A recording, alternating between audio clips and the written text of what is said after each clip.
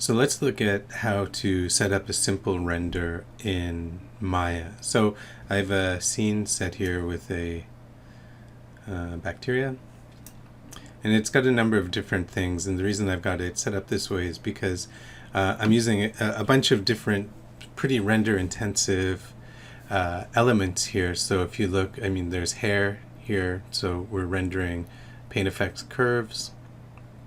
There's subsurface scattering on my model. It's got a displacement map. There's depth of field that's rendered through Arnold. And I also have an atmospheric volume fog here. So let's just take a look at what we have to change to set up a render, going from the very basic things to some more advanced sampling. So let me turn this off so it doesn't crash. Save the scene. So if we just go to the Common tab, so this is the render settings menu up here, the clapboard with the little gear. If we open this up, we're not going to get into render layers or render setup. In this one, all I want to do is look at some of the basic parameters that you can set. So under render settings, under the Common tab, you can name your file here. And now this is most important really for when you do a batch render for an animation, so you get a consistent naming strategy. And so there are some presets. I just right click in this file name and you can name things according to the camera, the render layer, the scene, and so on. But if you're just rendering one frame, you'll probably just save it out on your own. The image format that you want to save as, again, this is more important when you're doing a batch render. But you can use an EXR, which is a file type that can hold lots of different information, RGB, alpha, exposure, depth information, and so on. And you can use compositing programs like After Effects to extract some of that information. Simpler one to use is just a TIFF. So a TIFF is it's compressed using LZW, but it's lossless compression, so it doesn't lose any information when it gets uncompressed, or decompressed, I should say. But a TIFF can hold an alpha channel. So if you're rendering things out to composite together, you need an alpha channel at the very least. So you can use a TIFF or a Targa. I don't think I have Targa set up to work here, but anyway, I don't know what a deep EXR is. Let's just skip this stuff. Oh yeah, so the frame animation extension. So if you just want to render out a single frame, you can leave it on this. If you need to render out an animation, you'd want to change this to name.$.ext for extension, and you can see what the naming will look like. So this is my file name is flagella examples, and it shows the number that I have set here. I've got set start frame 1, and I could set this to 100 or whatever, and it will change the frame number up here. So frame padding are the number of digits in the frame number, and this just avoids confusion for numbering order. So it's always going to go 001, then 002, and so on. If you don't have this frame padding, some programs might jump from 1 to 10 or 1 to 11 or something, then 2 to 20. I'm not really sure exactly, but I know that's what frame padding is meant to avoid. You've got the camera that you want to render from here. So I don't have a camera in my scene other than the perspective camera, but if you add a camera, it should show up here. So if I go into Create Camera, it's not showing up here. Let's see if I close this and open it. Okay, so it still doesn't show up here. However, if we go into that camera, so this is the camera shape, and we set it to output settings, turn on renderable. Camera 1 shows up here. If renderable is turned off, does it show up? Yes, it still does, and that automatically turns on renderable for us. There's a way to delete cameras and stuff too, but you just want to make sure you're rendering from the correct camera. And then you've got your image size here. So mine is just set to half HD, so HD 540 right now, just for some previews.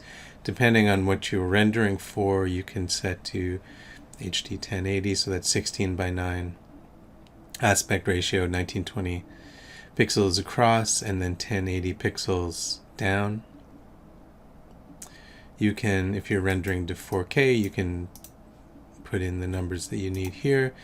You can render 4K square. That's not the same as 4K for like video output, but anyway, you can change all these things here. Resolution doesn't really matter because you're just using a set number of pixels. It's 960 multiplied by 540. That gives you the absolute number of pixels. Resolution only counts if you have a unit of measure, so it's pixels per inch, for example. If you go into some of these presets, if you go all the way down, you can see you can render to letter size. Oh, yikes. I don't want to render that. That would kill my processor here. So that gives you this, and this is at 300 dpi. So this is calculating that for you. Anyway, so you can set that. Now, I'm going to change that back so I don't accidentally render out at that huge resolution. But if you're rendering for print, probably want to do something like that. So now, if we go over to the Arnold renderer here, I've changed some of my settings, but this is where you set the quality of your image. So let's say I want to do a test render now. The first thing we want to consider is how much of our camera view will be rendered. So I'm looking through my perspective camera right now. So let me switch to the other camera that I just made, and I'll just set up a shot. So, something like this. Let's say I'm compositing the image, composing my shot to look something like this. I can't use the shape of this viewport to figure out how it's going to render because it's rendering to 960 by 540, and this viewport isn't that size. So we have to turn on what's called the resolution gate. And in our viewport up here, this button, it's the rectangle with the blue circle in the middle, that turns on our resolution gate. So it shows us what resolution is being rendered, and then it shows us the aspect ratio. So this is the gate. So this is the part that appears in the middle. That's the part that will render. So in this case, I might want to back up a little bit. There's my light. I've actually got another light in the scene here too, a big light. I'm not sure if this is the angle I want to render from. So when you're doing your test renders in Arnold, let me just save my scene. We want to open the Arnold render view to test. That is enormous. Oh, I can hear my CPU fan kicking in. I can't move this window right now. Oh, there we go. Let me just pause this. It is rendering too big. Let me just scale this down. And I go to 1:1 here. So this is at half HD. It was just sized up because I had switched it to letter size. I've got a whole bunch of things turned on right now. So let me just turn off a couple of things and I'll show you where they are in a second. I've got this fog turned on in my scene. So I'm just going to turn that down to 0. Just to avoid that render hit for now. So this is rendering for us, and you can see all the threads, the cores and threads going to work there. So what's happening here? So if we look at this render, I've got depth of field turned on right now. So, oh, that's funny. It's still turned on in this camera. Let me just check this camera out.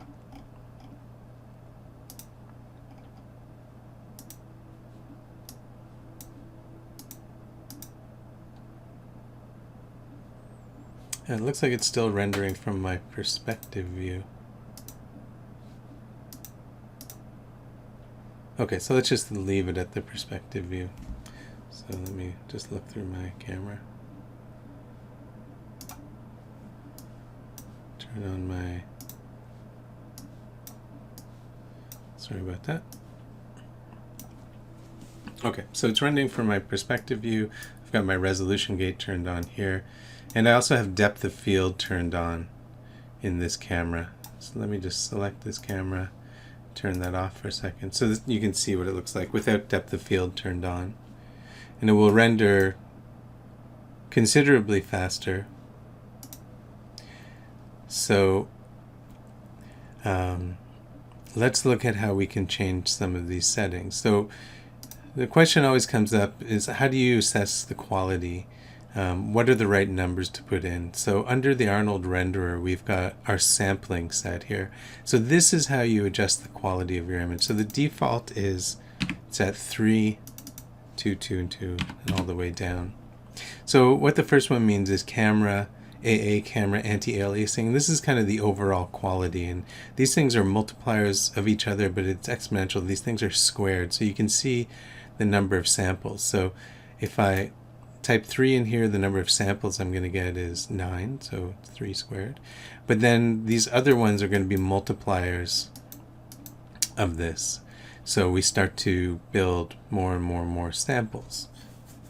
So the more samples you have, the better the image will look, because you'll avoid noise in the image, so kind of graininess, but it will take longer to render. So that took 1 second to render according to this, but there's it's a little bit noisy in these thin hair shapes here, so I might need to turn my camera AA up to try and fix that, so you can see it working away. So that looks a little better. I didn't take a snapshot of the first one, but I can see that things are a little bit better here, and that took 6 seconds, so that added 5 seconds to our render time. So 6 seconds still isn't very long for a single frame, but this is half HD. It's only one thing in the scene, it's only 2 lights, so you have to balance time versus quality here. So let's look at these other things. So diffuse, this is the number of samples that are made in the secondary diffuse. So you've got your light that's going to bounce around. So you've got your primary diffuse, and that's determined by your camera AA. But your secondary diffuse, that's light that bounces off other things and then strikes your object. I don't really have any other things in my scene except for the hair, so I don't really have much secondary diffuse. But if you have noise in your image, like if it looks grainy in the shadows of an object, that often has to do with secondary diffuse. And you might have to turn this up. This is often where you find noise in your image. So specular, if you find noise in the reflectivity or in the highlights here, then you can turn that up. Transmission, this is not transmissive, so I could turn this down if I wanted to. It doesn't really matter, it's not going to sample anymore, but if I turn this to 0, you can still see it still looks the same. Now if there was transmissiveness in this and I turn this to 0, those things that are see-through, that allow a light through, would turn black. So you have to have some samples if you have any of these qualities in your image. Subsurface scattering, this is where you also find lots of noise, and it's often more apparent in an animation because frame to frame it will be sampling slightly differently, and you'll see sort of shimmering in the grainy noise in the subsurface scattering. Now in this case, I do have subsurface scattering. That's what's causing this yellow bleeding into this red here from my light up to the upper right here. But I also have a displacement map on the surface, and it's kind of a noisy bump, and so you're not really seeing much of that grain. But often you'll have to turn up the subsurface scattering to get better quality if you see noisiness, graininess in the color that is coming from the subsurface scattering. Volume indirect, so I don't have any volume sampling here. I will when I turn on that atmosphere again, so if I'm seeing graininess in there in the indirect lighting, but I don't really have much indirect lighting reflecting around, so I could turn that up as well.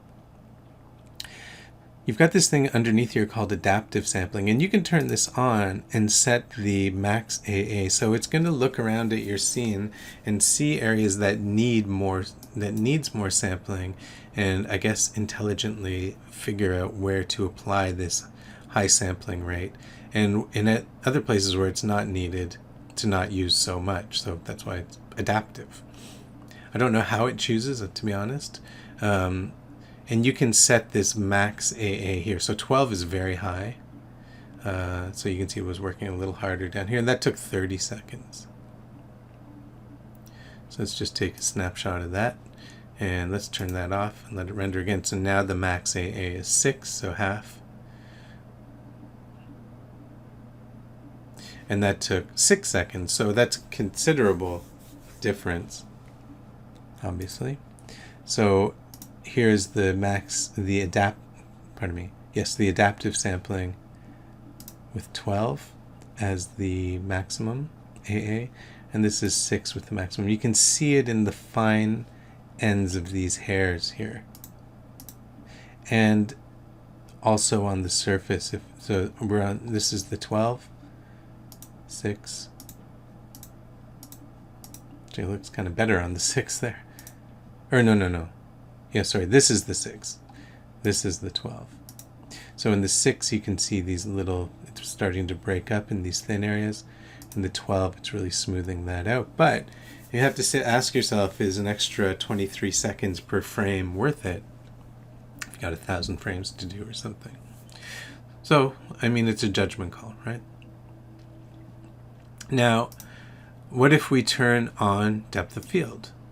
So in my camera, so I'm looking through this camera under the Arnold tab. Let me just move this over. The Arnold tab in the camera shape node, I can enable depth of field, and you can see it working away here. So you have to set the focus distance. So this is the point of clarity in the depth of field. So this is where it's in focus. And then the aperture size determines how tight that depth of field is. So the higher the number, the tighter the depth of field, so more will be blurred out. The lower the number, the broader the depth of field. So the broader the area that will actually be in focus. So if I turn this down to a very low number, so 0.1, there'll still be some depth of field, but you can see that my hairs there, for example, are all pretty clear. That took 7 seconds. Now if I change this back up to 3, it's a very tight depth of field, and you can see much more of my object is blurred. That still didn't take too long. That was also 7 seconds. So who's Arthur? Arnold. Actually has really good depth of field rendering, and it's compared to something like Mental Ray, I find it to be much faster.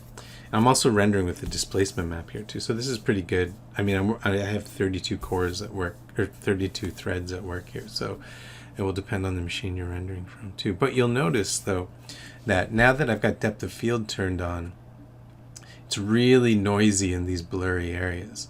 The only way to combat this is to turn up the camera AA. So let's save this image. And let's turn up the camera AA. Let's go up to 12 again.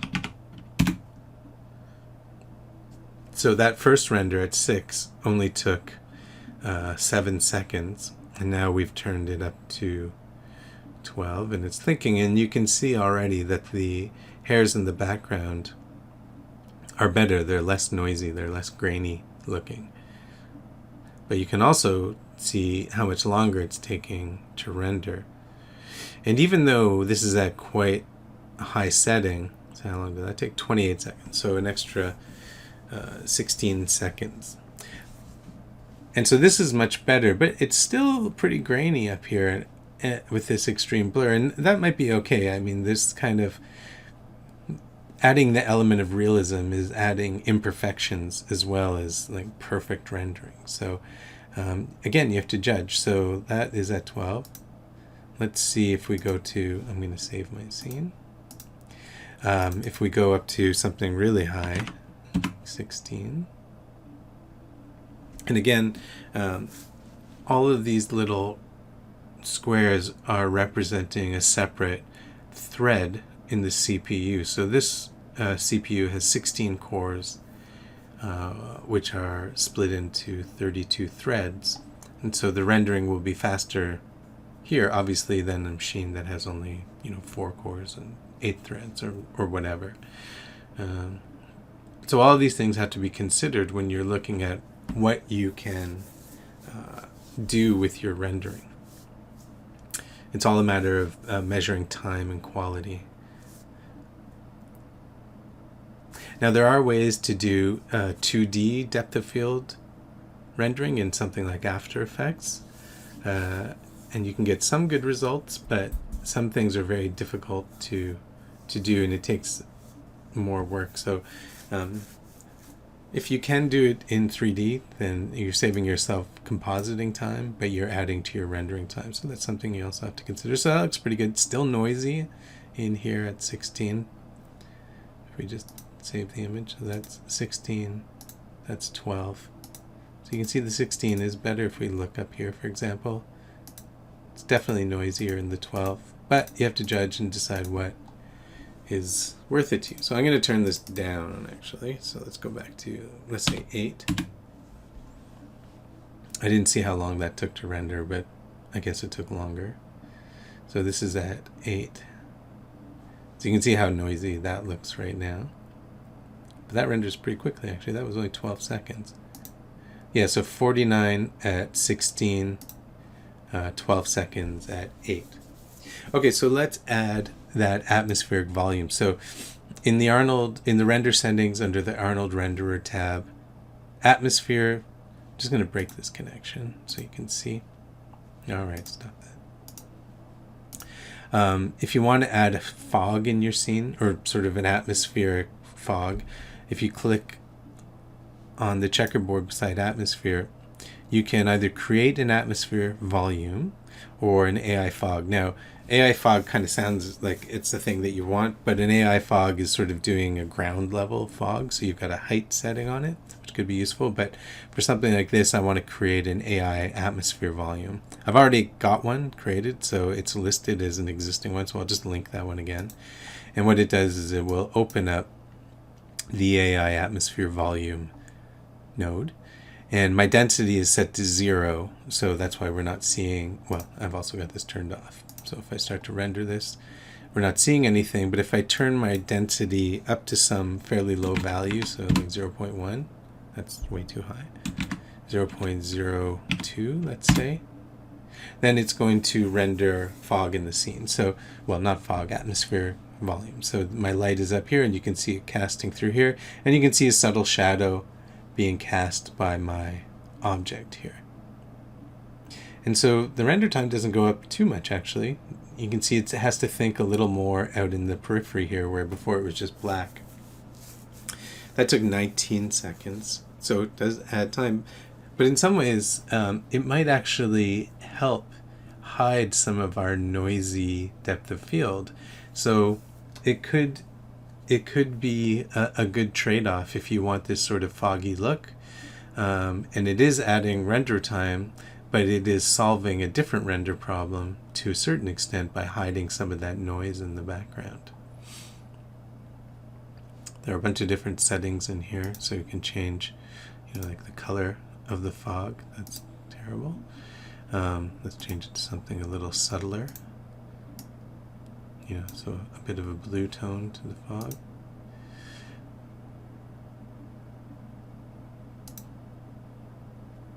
Nope, don't crash. I just switched to the alpha channel to see what it's doing to the alpha channel there.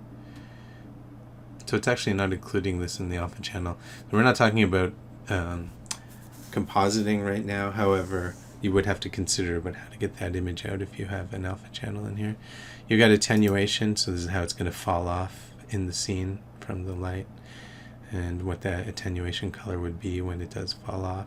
This looks pretty good, actually. I like this kind of bluish color. And here in the fog density, you've got other samples. So you'll notice in different nodes that contribute to the rendering, you'll see samples coming up. So if you want to increase the quality of the fog, again, quality means noisiness. So if you want to lessen the noisiness and increase the quality, you can turn up samples. But whenever you turn up samples, your render time goes up. This looks pretty good to me. Another place you'll find samples, let me just turn that off, save my file. Another place you'll find samples are in the light. So I've got an area light here. You can see it's being cast from up here. And it is casting shadows. All lights are casting shadows by default. You can turn that off if you want to. So in this light, we've got a number of samples here. And this samples is the one sort of right above where it says normalize. This sample is used for cast shadows. So shadows that are cast on the floor, for example. We don't have a floor here. So it doesn't really matter too much. But, these hairs are casting shadows onto my object. We don't really see them. You can see the little shadow here. So we can keep our samples pretty low, actually, for here. But if there is a floor and you see a really grainy cast shadow, then this is what you want to turn up, the samples here. However, we do have volume shadows. You can see right here being cast by the bacteria. And so here, if it looks too grainy in the shadow here, we can turn up the volume shadows here. This has to be turned. If I turn that off, we'll get rid of that. Yeah, so if that's turned off, it's not going to calculate the volume shadow. So it depends what you want. I think it looks better with the volume shadow. So I'll turn that on, start it again. Of course, it'll increase my render time because it's got to calculate all that stuff. And so the thing to remember with rendering is it's all about the sampling. And the good thing about the way Arnold approaches this is that it gives you different sampling options all over the place in different objects, particularly in the render layers. So you can tweak the samples in specific areas if you're seeing noise in those areas. So this is a basic introduction to rendering. The last thing I'm going to say is, if let's say you're rendering a still image and you want to render it out for print, or you're not doing a batch render, I'm going to close this window because I've noticed that Maya often crashes if I have this window open and the Maya render view window. So that's the Arnold render view window. This is the Maya render view window, which can render with Arnold. It's not an interactive feedback sort of renderer. So with the Arnold renderer turned on, and we can go to render my perspective shape. So this is not doing, at least the way I've got it set up, it's not doing progressive render. This is called bucket rendering. So you can see it's taking a little chunk of the image and rendering the whole thing at once. So it's not going from kind of okay and getting better and better and better as progressive rendering does. Instead, it's choosing an area and rendering the whole thing. So that took 18 seconds. Now, if you want to save out this image, you can just go to File, Save Image, choose an image type, here, whatever, and then just save it out as a still image. If you want to render a series of images, let me just close this, save my file, then that is under the Rendering tab, under Render. So you first have to set this up to be name, number, extension, and a number of frames that you want to have rendered, as I mentioned earlier. And there are two ways to render Arnold renders in a batch. I'm not going to do it right now because I don't want it to start. But you can do a batch render here. And this will only work if you have the Arnold batch render license. Well, it will work. It will render in the background a series of frames to wherever you set your project, but it will be watermarked with the word Arnold repeated over it faintly. If you have the license, then you can use the batch render and it will render in the background. It'll have another instance of Maya open, unseen to you, but it will be rendering in the background. Or if you don't have the Arnold license, then you can use render sequence. And this will render in the foreground window frame after frame after frame, and it will save it out as a series of frames without the watermark. So you can do a sequence of renders even if you don't have the Arnold license. So you can do still frames, no problem. You can do render sequence this way, no problem. If you want to do batch render, then you have to have the Arnold license to avoid the watermark. Now, what I've noticed in the past is the render sequence and batch render are not exactly the same. There is a difference in the way that render sequence anti-aliases edges, and it's not as good. I don't know why or how you change it or what, but yeah. There are some settings here that get into how you deal with render layers and things like that. But that's how you do that. You can render out from Maya in all these different ways. Anyway, this was a bit longer than I had hoped it would be, but I hope you find this overview of Arnold rendering useful in your project. Thanks.